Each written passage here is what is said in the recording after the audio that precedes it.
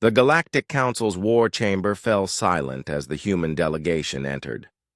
Admiral Chen Wei walked with measured steps, her weathered face betraying nothing as 100 different species turned to observe the newcomers.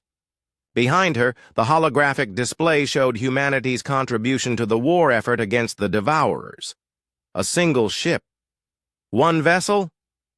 Ambassador Zixthak's mandibles clicked in what could only be described as amusement. The insectoid beings' compound eyes glittered with barely concealed mirth. The humans offer one ship against the greatest threat the galaxy has ever known? Murmurs rippled through the assembly. The Altarian delegation's crystalline forms chimed with what their translators rendered as laughter. Even the stoic Velites, usually reserved in their titanium exoskeletons, exchanged glances that suggested skepticism. Admiral Chen remained unmoved. The Prometheus represents humanity's best efforts, she stated simply. Prometheus? High Chancellor. Veltar of the hegemony leaned forward, his 6 arms gesturing dismissively. We've seen the specifications your species submitted. A mere kilometer in length powered by some primitive fusion technology. Our smallest frigates dwarf your Warship. The comparison was brutal, but accurate. The hegemony's battle cruisers, stretched for tens of kilometers, bristling with quantum torpedoes and gravitational cannons. The Zephyrian fleet boasted ships that could fold space itself into weapons. Even the youngest species in the Council fielded vessels that made human technology appear laughably primitive. The Devourers have consumed 17 star systems in the past cycle, Chancellor Veltar continued, his voice carrying the weight of 1,000,000 dead worlds. They tear apart planets, convert matter directly into their ship hulls, and leave nothing but cosmic dust. We need firepower that can crack continents, not whatever this is. Admiral Chen activated her personal holo display. The Prometheus materialized in miniature above the table, sleek but unremarkable, its hull a matte black that seemed to absorb light rather than reflect it. To the assembled beings, it looked like a needle trying to pierce a mountain. Specifications can be deceiving, Chen said quietly. The Altarian delegate's harmonic voice carried their translator's rendering of condescension. Admiral, with respect, your species has been in space for less than 2 centuries. Some of us have been fighting stellar wars since before your son was born. Then you should understand, Chen replied, that sometimes the most dangerous weapon is the one nobody expects. The debate continued for hours. Military advisors from a dozen species presented projections showing how quickly the Prometheus would be vaporized by Devourer forces.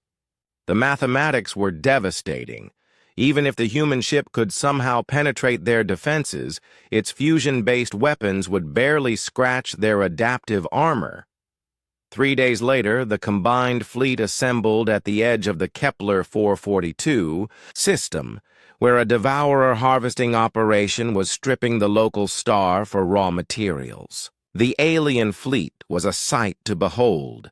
Thousands of vessels ranging from swift destroyers to moon-sized dreadnoughts, their weapons capable of glassing planets or igniting gas giants. And there, almost invisible among the Titans, drifted the Prometheus. All vessels, commence attack pattern Sigma 7. High Admiral Veltar broadcast from his flagship. Human vessel, maintain safe distance and provide support where possible. The battle was magnificent and terrible.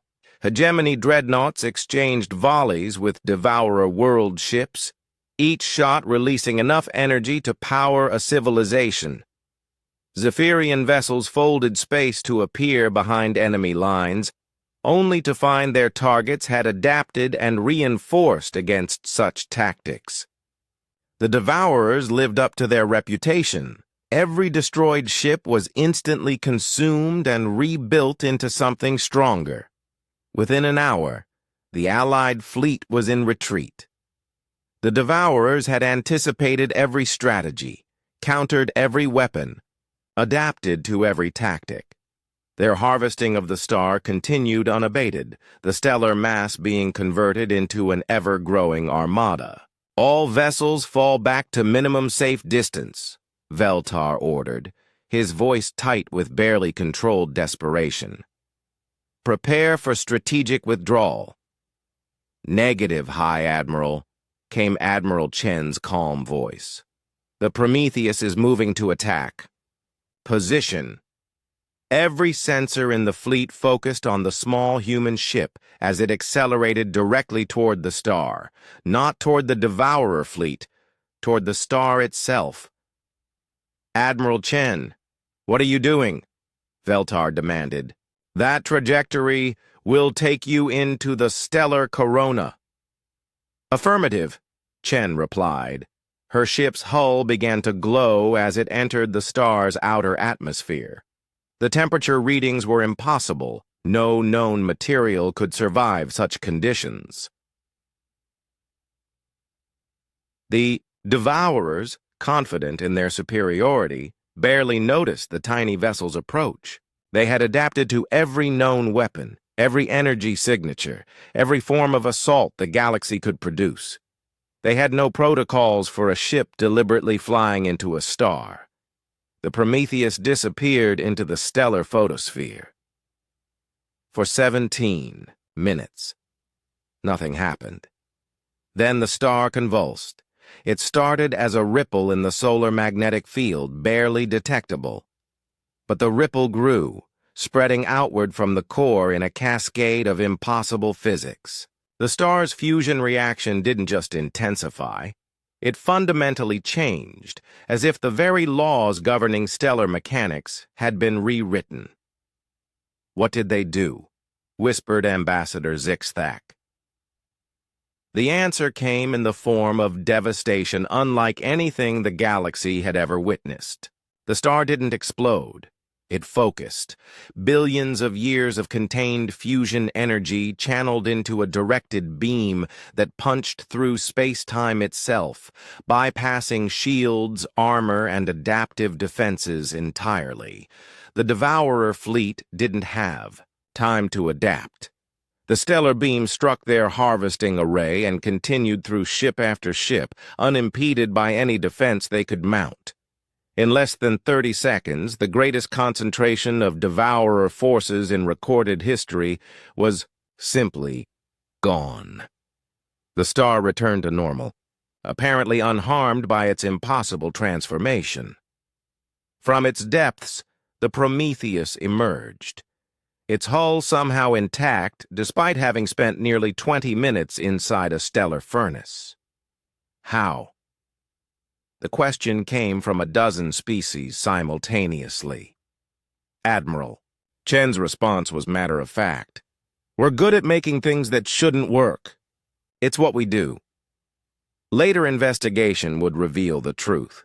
Human technology wasn't primitive. It was fundamentally different. While every other species had mastered energy manipulation, matter conversion, and space-time folding, humans had taken a different path. They had learned to manipulate the quantum foundations of reality itself, to make the impossible merely improbable. The Prometheus hadn't destroyed the Devourer fleet. It had temporarily convinced the universe that a star could be a precision weapon. Nobody laughed at human warships after that.